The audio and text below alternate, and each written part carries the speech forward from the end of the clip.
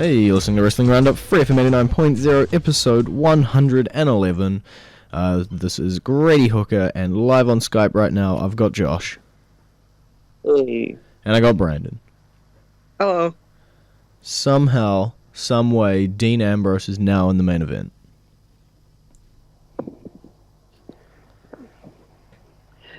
Yeah, that is an interesting twist. It seems as though they were pushing either it was going to be Reigns very hard or it was going to be Orton very hard to be the contender.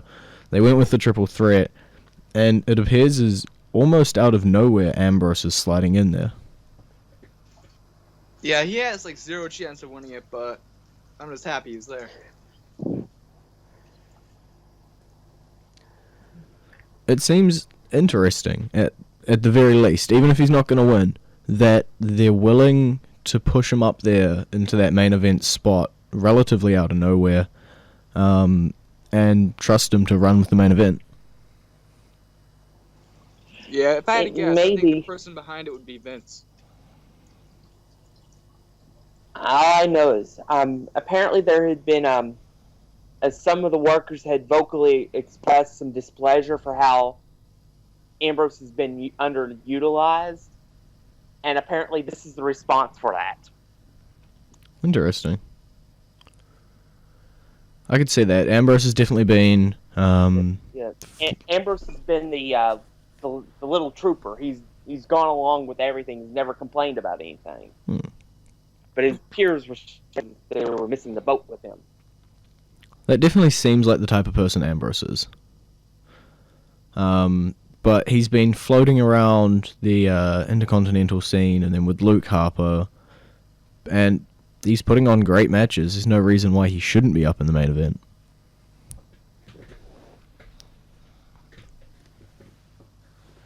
But do you think having Ambrose there in the main event is going to change the winner? Without a doubt, I think Seth Rollins will retain.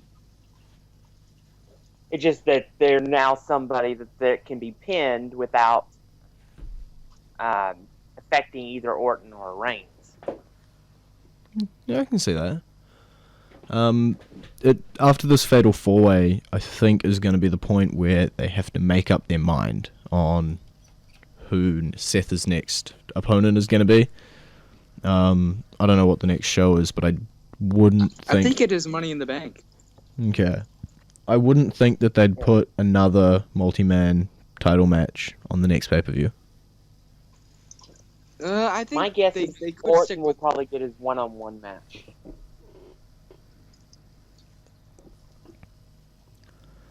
Yeah, Orton's one-on-one definitely makes sense. We've seen it, though.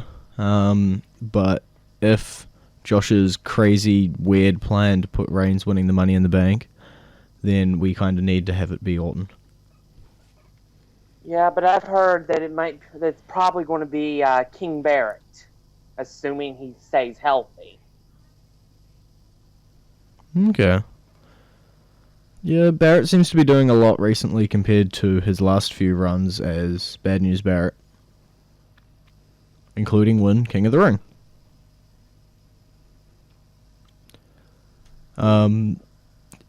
I'll talk about it then. Sami Zayn. Shoulder MRI? Yeah, it looks like he kind of... it reminds me of the time Randy Orton was pounding on the mat against Edge and ended up hurting his arm.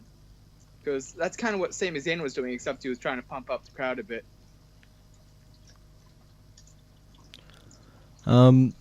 Whether he did damage that's going to stop him for a little while, he had an incredible match. Yeah, he worked through that injury. Which shows that he should be on the main roster. Yeah, and that's kind of the thing Vince He's McMahon having an likes. He likes MRI. pumping pretty superstars. He's scheduled to have an MRI, so that may be more serious than we think. Which possibly puts the NXT TakeOver main event in jeopardy. But yeah, it was an amazing match. you couldn't have asked for a better debut for a superstar than to have a match like that against the guy that runs the place. And I think having Sami Zayn answer that open challenge also opens up future possibilities on who's going to answer it.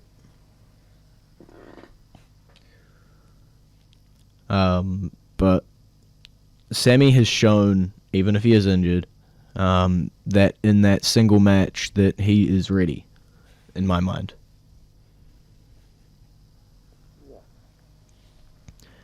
I didn't see it coming, even though I should have, since the show was in Montreal.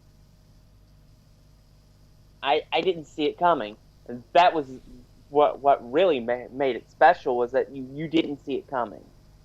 Yeah. And you thought Bret Hart was going to answer the challenge? Well, he's still got a good punch. Just ask Heath Slater. Is Slater ever going to get his shot? You know, it'd probably be like he'll try again and again and again for like a month or two, and then when he finally does it, he ends up winning the title. Yeah. That would be hilarious. I think it would be hilarious and a great culmination of the story, but they've just like promoted both of these titles up onto top guys, and to put it back onto Heath is either putting a big old rub on Heath or downgrading the title. Especially after you just spent all this prestige. I'm happy for Heath to go up there, but it's a big thing now. Especially if you have to beat the John Cena. Yeah, part of me thinks that Sami Zayn will end up beating John Cena eventually for the title. I guess that all comes down to his shoulder now, though. Yeah, and that kind of helps that to happen. It could be way down the line he answers the challenge out of nowhere in a couple months. I don't know. Do you think these challenges are still going to be happening? Or maybe Kevin Owens. I'm seeing it in my mind. In his debut match, he answers one of the U.S. Open challenges. Maybe even doing a U.S. Open challenge on a pay-per-view. That way you don't know who Cena's opponent will be. Yeah. And he comes out and beats John Cena to become the United States champion. The same thing with Heath, though. That is a hell of a push. And you're putting a lot of faith behind this new guy.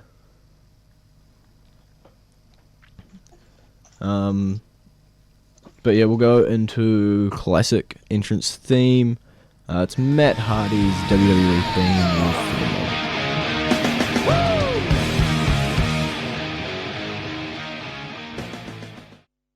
And you're back with Wrestling Roundup. FreeFM 89.0, Grady, Brandon, and Josh. So, what's happening with Kane?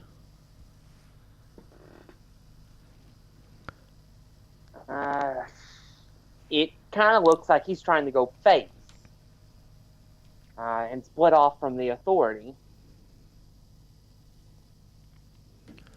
He's definitely not doing the Authority's handpicked champion any favors right now.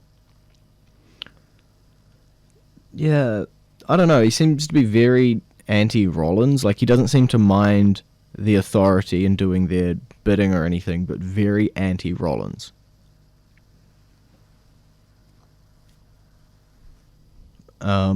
Maybe that's the match we're going to have at Money in the Bank. Kane Rollins. Yeah, part of me thinks that the match at Money in the Bank could be another ladder match for the title, like we saw last year. Yeah. I don't know if they'd want to repeat again what they did last year, but I don't see why not. Last year was a pretty good match. Yeah. And I think they should keep the two ladder matches they should going. do the All-Stars in the future. The All-Stars go for the championship belt. the futures get the briefcase, like they did a couple of years ago for the different briefcases. Yeah, I remember that. I don't remember. Didn't Cena win that year? Yes. Yeah, I believe that one was the one Cena won. Yeah. No, wait, that was the one Orton won. Orton, okay.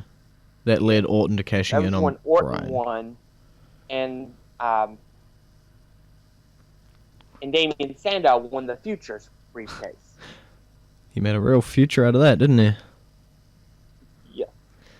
I'm trying to skip back now. I'm not going to get there in time, but having one, it's always better to have two of that match, I think, with the Money in the Bank. Start off the show with one and end the show with one.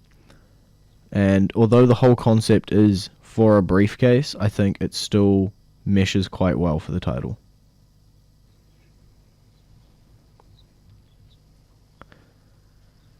Yeah, you were correct. I'm guessing you looked it up, but you were very correct with your Money in the Bank, Orton and Sandow picks. 2013. Okay, 2013, so 2 years ago exactly. Yeah. What did 2014 bring us? Results. So you had one for the contract or for the briefcase that Seth won, and then one for the title that Cena won.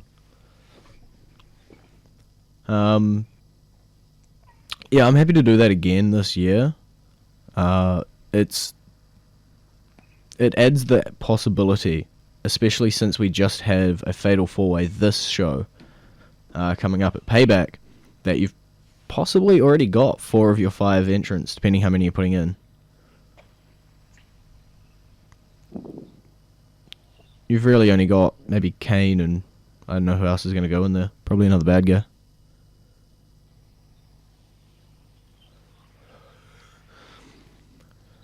But we'll talk about some divas. We'll flick over.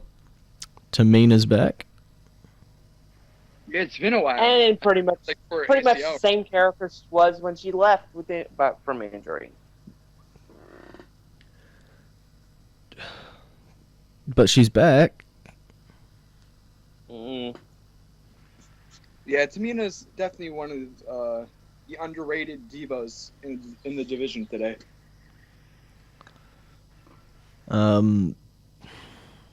Yeah. She's going to bodyguard for Naomi, and probably we're going to have a tag match coming up. She bores me. Tamina or Naomi? Tamina. Does she bore you because of the character, or does she bore you no matter what she does? I just haven't gotten into her the entire time she's been on the main roster. Okay. Because I am not a fan of the whole putting a wrestler as a valet.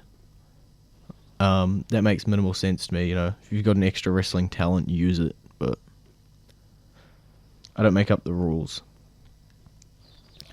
Talking about using a wrestling valet, Lana dancing with some Fandango. I've heard rumors that Lana may be transitioning into being a wrestler. Yeah. Which is a completely different and opposite storyline. She has the acting experience. I don't know if she has the wrestling ability, but I presume that they would have at least given her some training down in NXT in the Performance Center. Yeah, I would guess she has wrestling ability because she actually used to be a breakdancer before she was with WWE, in addition to being an actress. But I have no idea what's going to happen with Lana. I know that she won't be with Rusev in a couple of months' time. That's all I know. I don't know. You never know. They can always swerve us and have like Lana pretend to turn on Rusev, and then just stabs John Cena in the back or something like that. They've got to capitalize on her face reaction right now. She could be if everything works out right for her, she could be the new face of the Divas division. Yeah, she She's just has to definitely learn got the best it of her. factor as far as charisma. But then it's always going to come down to, can she hold herself in the ring? But it's the Divas division. And sadly, that's not saying much. Yeah, she doesn't have to be great to be the face of the company as far as the Divas go. So we'll go current now. What have we got? We got Austin Aries, Raging of the... What's that last word? Legion.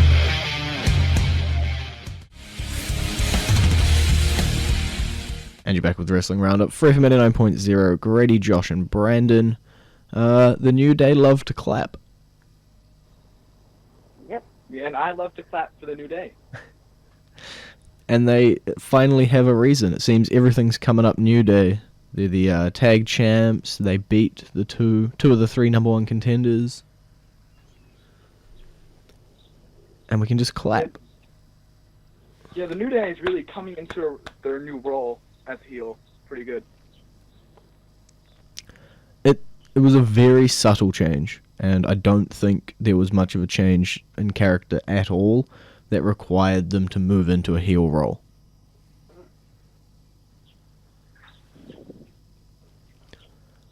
But the fact that all three of them fought against Reigns and Orton, does that, and if you look at the roster page, I don't know if it's still there, but something about three of them being listed. Are we going to see some form of Four Horsemen rule here? Yeah, it definitely looks like... Yeah, we're the definitely Freebird going pulls to back. see the Freebird rules in effect. I was close. Tag team. I picked the wrong team.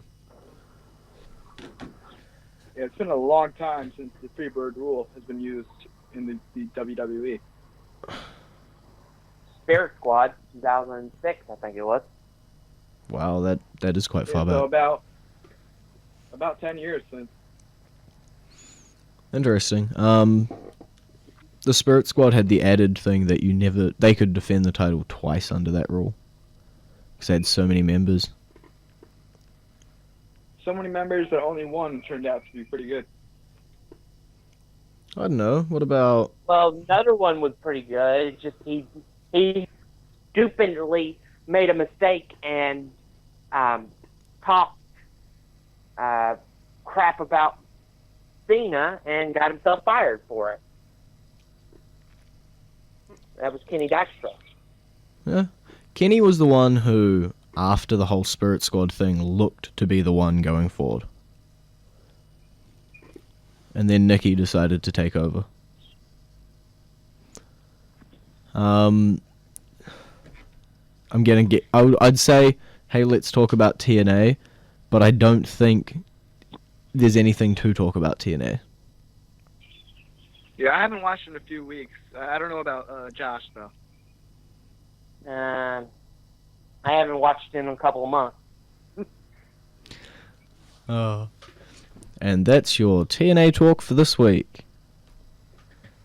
NXT's coming up. When's NXT's takeover coming up? I believe it's in 2 weeks. I think that's what they're First. starting to roll out. Okay.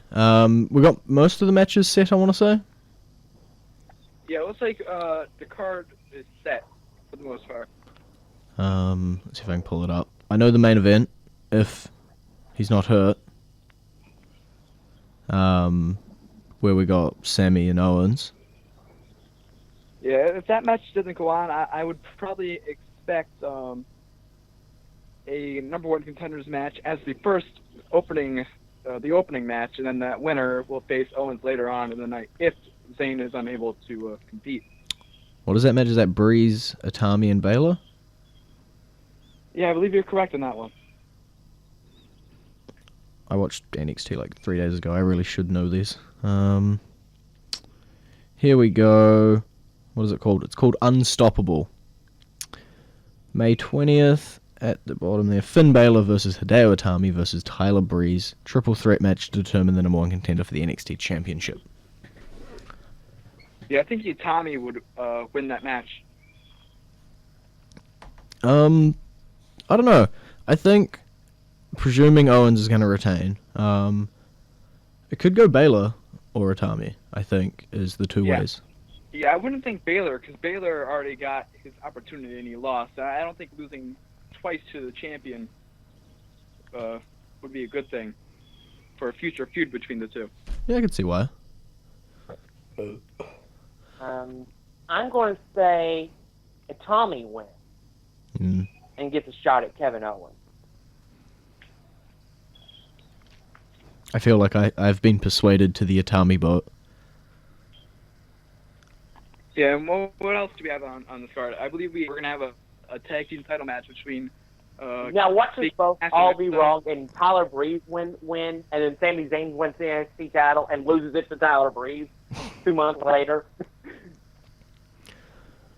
Yeah, NXT tag team titles as well. Blake and Murphy and Enzo Amore and Colin Cass. Yeah, I think Blake and Murphy will win this one because I think Alexa Bliss will get involved and cost Big Enzo and Big Enzo. I mean Big Cass. Small, little Enzo. Little rat-like Enzo. Yeah, it was interesting. I think that's stemming from the backstage. I think Enzo and Colin are going to win the title.